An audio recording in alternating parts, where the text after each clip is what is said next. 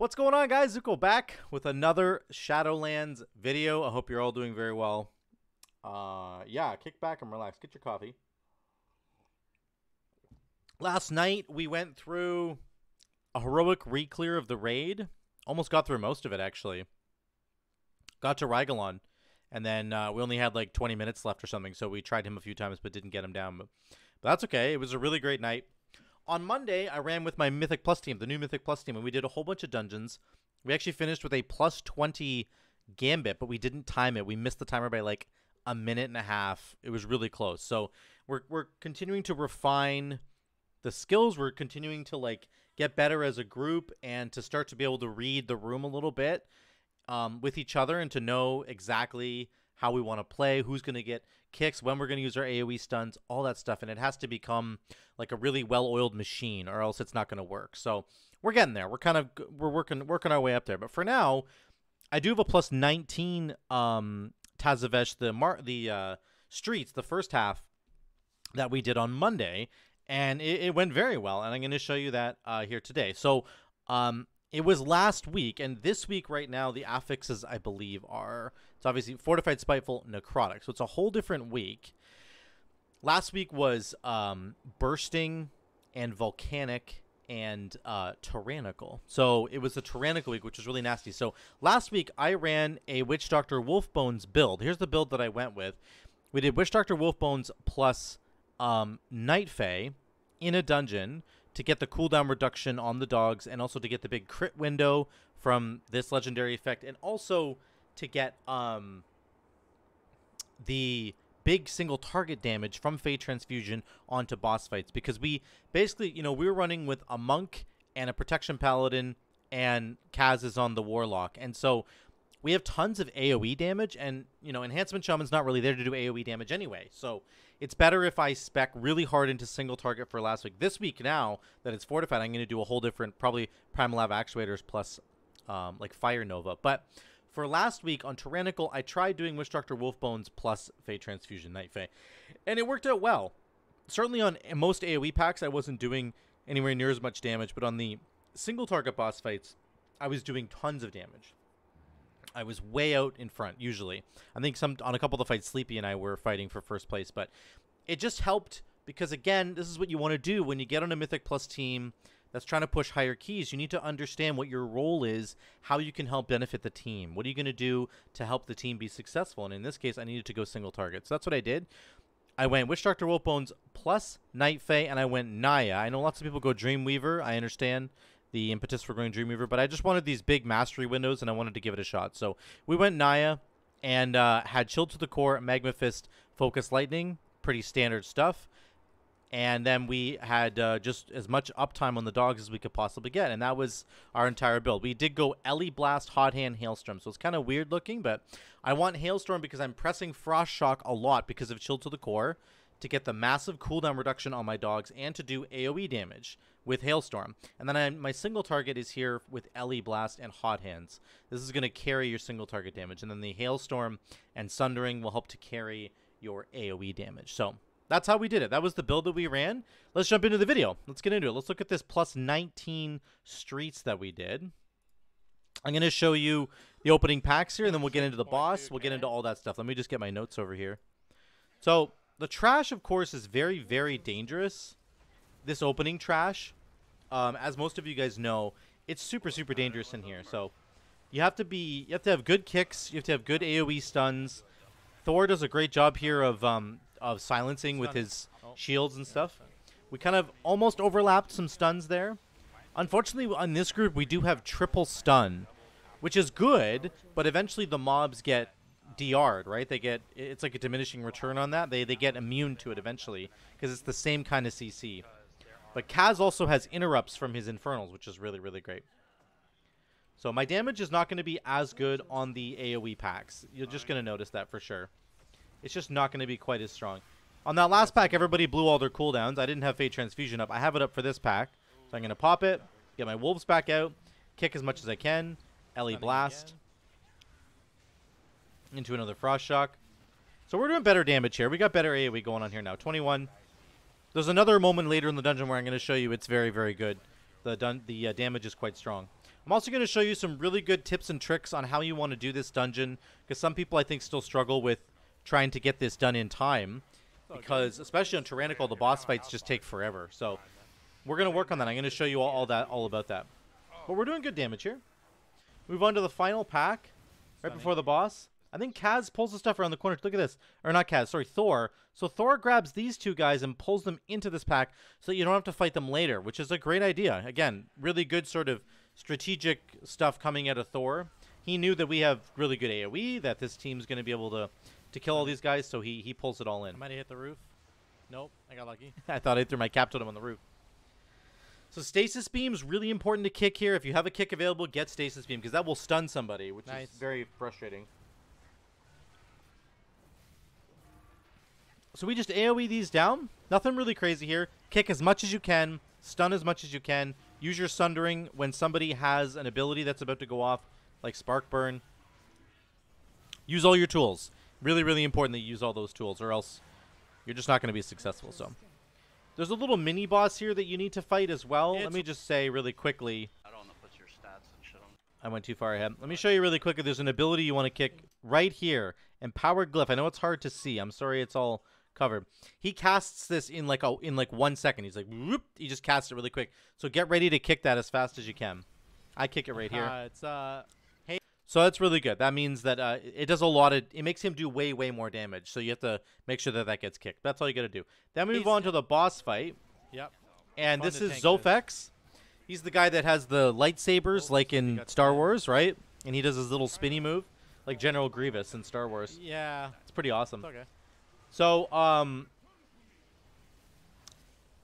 nothing too crazy on this fight except to say that, again, we're doing about 17k single target. This is why I'm here. I'm here to do big single target damage and to get as much damage on bosses as I can, because the other guys just won't be able to do as much. So interrogation is, of course, the thing you need to go out, take it out. It's very annoying. Make sure you go break your partners out of their cage. Yeah, and then Thor just has to do a good job of trying to that was the perfect distance. Rotate the shield around to try and manipulate the shield so that the ranged people can hit the boss. Otherwise, it's just going to get deflected. And Thor's getting absolutely slapped here. Oh my god, that thing was wrecking you for a second. So anyway, nothing else too crazy to say in that, except that you just need to avoid the interrogation. If your weapon gets taken away from you, you have to go pick it up. All those standard things. He's just kind of like a DPS and an HPS check, this boss. The mechanics are quite simple. So nothing too crazy to talk about there. Let's move on to this next section here. Let me go right here. So we end up killing these two guys by the door. These guys are pretty annoying. Yeah. And yeah, I don't mind these guys at all. when we get past them, there's a choice we get to make, right? We can go straight here and kind of to the left, or we can go to the right. Now, I would encourage all of you guys to go to the left all the time. Just go this way, because these adds up, these big sort of mini boss fights are not that hard at all. Like, they're really quite easy. So I think it's just, you should do that. You should just always go left. This guy will pull everybody into his circle, and then he starts putting beams on the ground that rotate. That's all he does. You just have to keep moving him around. See, there's the beam that's down right there. We just need to move. It's not scary at all. And he gives you so much percent. What does this guy give you? We end up walking through a beam there. Xlynks goes crazy and heals everybody. Another beam. It can definitely get messy, but it doesn't need to get messy. So we're at 46%. We go up to 53. That guy's worth 7% of the entire dungeon. That's insane. That's so much better to just go kill one guy like that versus going and killing. Now, if you have an AoE group, maybe it's better to go to the right and just AoE everything down. But the other side of the dungeon is much more dangerous. So I would really caution against that. Oh, shit. These two core hounds need to be kicked, right? They do Ancient Dread, which will slow. Here it is right here. Ancient Dread. They both will cast it at some point. It will slow all of your attacks and spells by like 30 or 40%. I forget what the actual number is, but it's way too much. So you can't let it go off. We do actually let it go off. Somebody doesn't kick it there, so now it's a curse. No. Okay, decurse. Now the druid and I both can decurse, which is very helpful. But everybody's very slow, which is super frustrating. Also, these core hounds have to die at the exact same time. That's the other thing I would say there. Make sure you kill them at the exact same time. I didn't know he was on me. So then Thor grabs this dinosaur dude and takes him all the way down the stairs into the kitties that are waiting for us and pulls them together, because, again, you should do this. it's always beneficial to pull more, especially when you have a Windwalker I monk didn't know he was on me. and a Warlock, Destro Warlock. And a Protection Paladin. He'll do lots of damage as well. So AoE damage is always preferred. Stunning. It's just more dangerous, but you just at the higher key levels you have to be able to account for this. You have to be able to deal with the fact that these pulls are going to be more dangerous, or else you're never going to time these keys. So just make sure you do that kind of stuff. So we finish this guy off, and then we send Xlynks to do the RP. So Xlynks goes into the left here and starts the RP for that boss. That's kind of the triad boss, the three council boss kind of thing. We pull this trash here while we're waiting for him to come back and for the RP to go through. Basically, you don't ever want to run into that boss arena and start it because it takes so long just to get in there and do it. So we end up killing this trash and we move on to the Venza boss fight. Let me go here, 354. So you end up starting this fight. And the RP is basically done once you get there, which is really great. You can't tell me not to do something. That's when it happens. I agree. This first guy you're going to kill, it's not nothing too crazy going on with this first guy. It's when you get to the second guy who comes down right now. He's the big, Goes to the closest person, I think. Kyrian Goliath dude. So there he is. Okay. Thor's going to take him and put him in the corner, which is very cool. Because he starts to do... I think I can just stand inside his sleeper. And he does that venting protocol where he vents a bunch of the anima stuff. And if you have him in the corner here, all the ones that go that direction towards the wall, they will immediately bounce off the wall and start coming back this direction. So whoever has the gluttony thing, I have the gluttony on me right now. Yeah, It's so easy to collect the orbs. Also, you can purge flagellation protocol as a shaman. You can always purge that, so don't forget about that. So here comes the venting protocol. You're going to see what I'm talking about here. He pushes you back. He starts venting. So some orbs go out this way, and some orbs get stuck on the wall, and then they bounce back. Whoever has the gluttony, the big blue thing, you can just collect them all right here. It's very easy, very simple. Sleepa gets basically all of them right here. Boom, boom, boom, boom. And then Sleepa now has 18 stacks of this thing, which would normally kill him, but he has the immunity from the blue buff, and it's giving him a buff. Whoever gets those orbs gets a damage buff when they come back here. Once again, I'm purging flagellation protocol, the shield that he puts on himself, so that the flagellation can be kicked. Anyway, you can just see that's the strategy you want to do for the second guy. This is the whole fight right here. As long as you can... It's magic, yeah. As long as you can put him in the corner and he vents all of his orbs into the corner, you can collect them very, very easily. So that's a good strategy to do. Once again, we're doing about 12k single target. This is kind of what we're here to do, right? This is why we're here. Everybody else is doing 8, 6k, 8/7k, something like that. So this is why we've been, in my opinion, this is why I switched my build to make sure that I can do this. No, I wish. Priest and something else, but I could 359. So this part is, this is the middle guy on these steps here. He's going to pull two people together, right? With an ability called Lethal Force right here. You can see that Sleepa and Xlynks have it right now. So they start getting pulled together. The typical strategy for this is that Xlynks is going to go stand behind this pillar so that he doesn't have to worry about his movement anymore. So then this is so funny. Watch this, guys. He tells Kaz to come over here to stand here in case Kaz gets the next Lethal Force. So Kaz goes over there and he's like, okay. But then we say to him, Kaz, make sure you're up on the ledge, which was like really bad communication. And I think he understood what we meant, but watch what happens. He jumps, then he falls over here, then he runs into a mine. It was awesome. I mean, I couldn't cast. But he's telling us that he couldn't cast. I wonder if it's because you're a gnome. Maybe you can't. I wonder if it's because you're a gnome. So, for whatever reason, Kaz is totally right about this. I've experienced this as well on shorter modeled characters. My Dark Iron Dwarf is a good example of this. If I go over here as like when I'm on Resto Shaman and try to stand here, I can't hit anybody with anything. And maybe there's like a sweet spot that I'm just not finding and I haven't practiced it enough. My guess is that there's some sort of sweet spot right over here that I'm just not understanding how to get to. But poor Kaz couldn't figure it out. So he just tried to walk out here and just cast his damage normally. And we were trying to get him to do this like advanced thing and it ended up just not working at all. So it was just really funny. He couldn't cast anything, so that was really funny. So you're gonna kill that guy, and then you're gonna come down here to the left. So we're gonna use hero on this one. So go. Thor's telling Lynx to go start the market RP. Lynx is our healer, so he goes off as a druid. What he's talking about is in the market area, you have to walk towards the stairs. And once you do that, it'll start the RP. That, again, you want to get all the RP out of the way as much as you can. So we're going to stay here and fight. I go and open this doorway. Always go and open this doorway.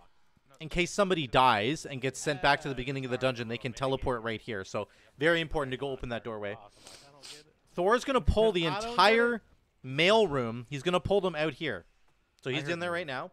I definitely am moving. Lynx is back from doing his RP. Thor pulls the entire mailroom out here, which is really great because that means you don't... Like, usually you run into the mailroom and you go, like, pack to pack to pack, but he just pulls the whole thing out together, which is perfect. That's what what you want to do. But now, we weren't coordinating our crowd control very well at all. Lynx was actually calling it out, which was perfect, but I'd already used Cap Totem because I wasn't, like, thinking about it, so that was my fault.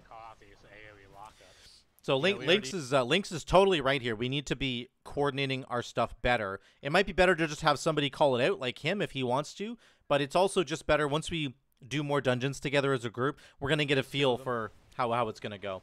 Anyway, it's good to stun these guys. It's good to kick them, all that stuff. Very important, of course, that you do all that.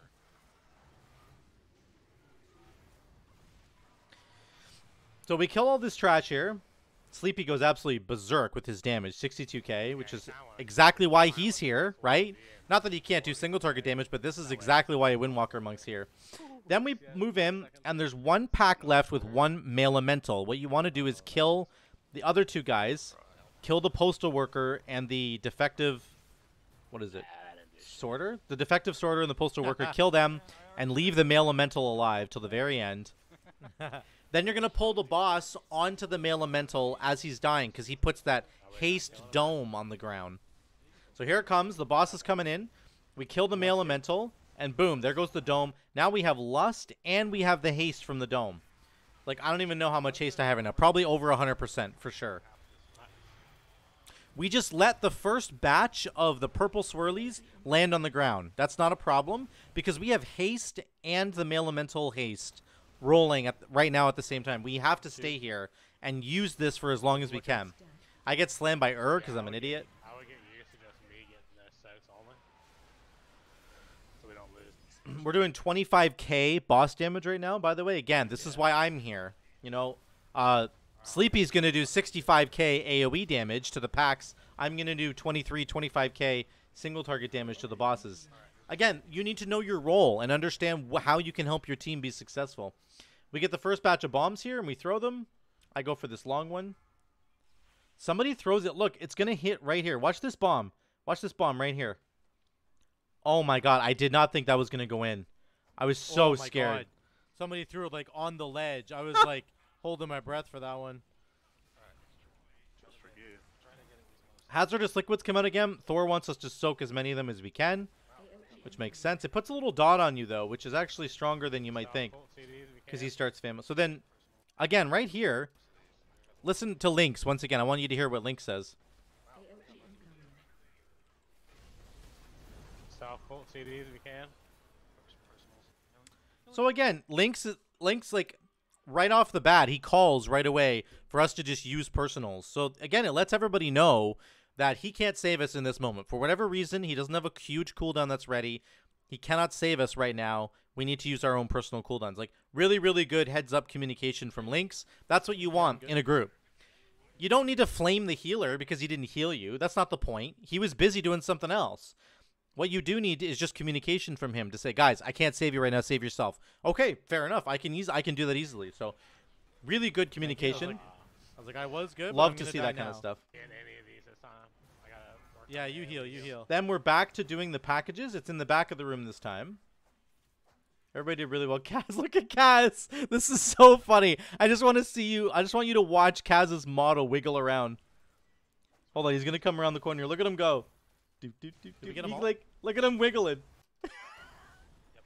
He Got it. can't. I've got one on me. I've got one on me. His model just looks so funny. Turn around, turn around, turn around, turn around. So then he has to wiggle his way over there. Look at him. Oh my God, it's so funny. It's just, I just thought it was the funniest looking thing ever. He's just this tiny little gnome, like trying to move the package, and it's like the package is like bigger than he is. He's just like trying to get it to the spot. It's so funny. So we're good. We end up getting this fight down. One more fan mail.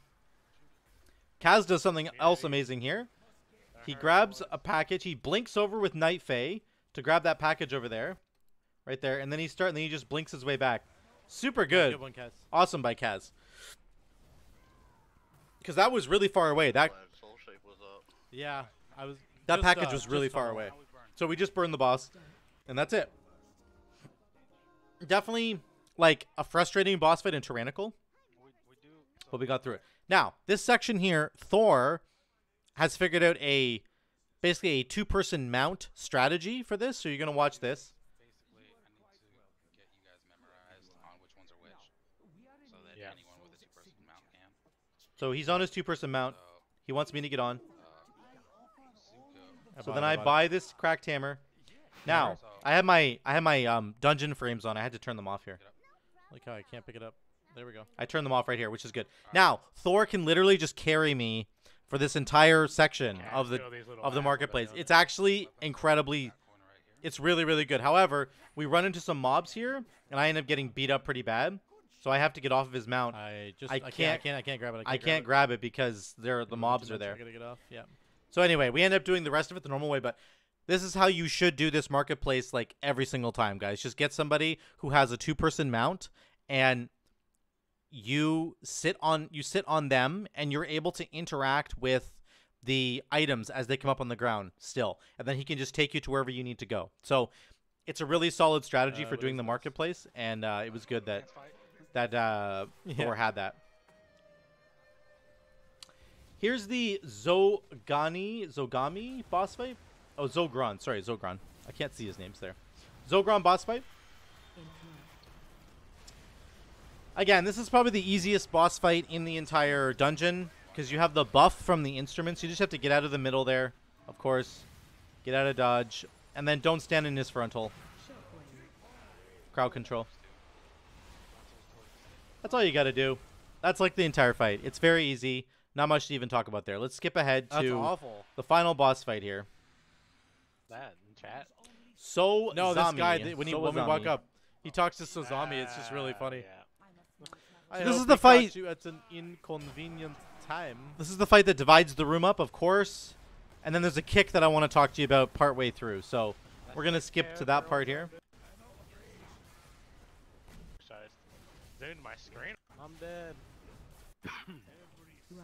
He does his Shuri. Triangle. Green is actually what it's called. Come on.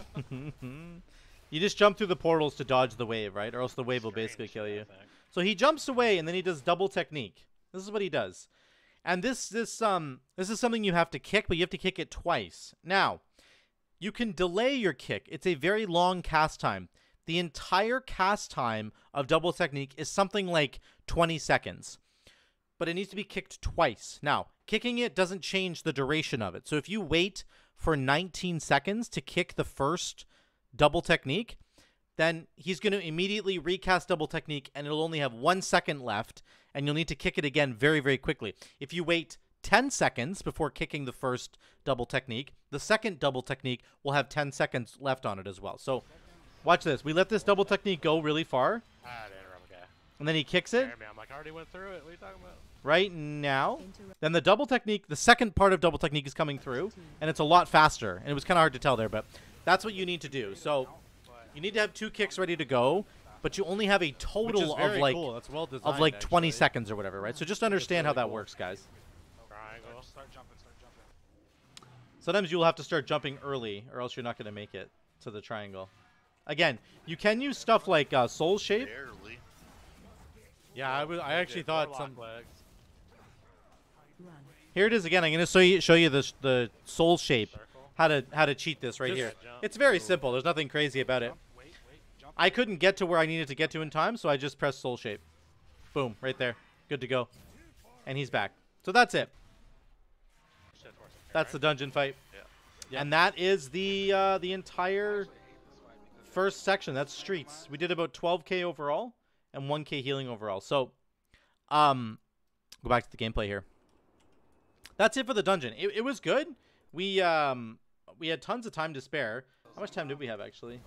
We had 4 minutes and 40 seconds left, so we almost had 5 minutes to spare. So that's a 19. We had 5 minutes to spare and a 19. And there's other keys, like a 20, that we've tried to time, and we're like 1 minute short. So you can see how close we are to getting, like, we're basically there. We're going to get there for sure. I think this week in particular, this is a fortified week that we're in right now, which I think is really good for our dungeon composition. And we're going to get there, guys. We're going to start doing 20s and 21s. We're going to push. It's going to be a ton of fun. But as for us, I just wanted to show you in that streets all those different little tips and tricks you can have.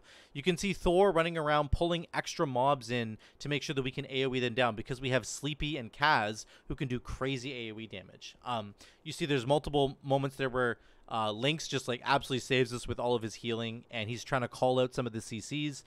Our group is starting to work together, it's starting to get more cohesive, and it's really, really awesome to see that. So other tricks as well on the council boss, the boss that has 3 bosses in a row.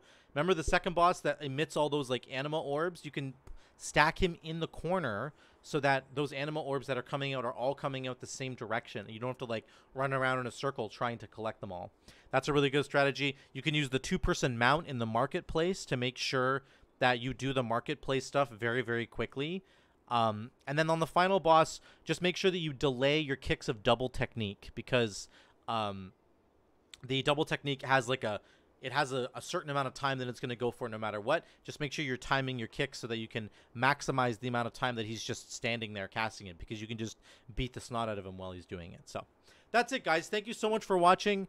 Thanks for everything you guys are doing on this channel. I really appreciate it. Once again, I'm going to have a link to the Patreon down below, the Patreon poll that I have going. I just want you to let me know if you love what I'm doing on this channel and you want to support me on a monthly basis via Patreon. Let me know if that's something that you're interested in by going to the poll and clicking, yes, I'm interested in supporting Zuko. Otherwise, guys, drop a like on the video and subscribe if you haven't already. And until the next time, I'll see you later.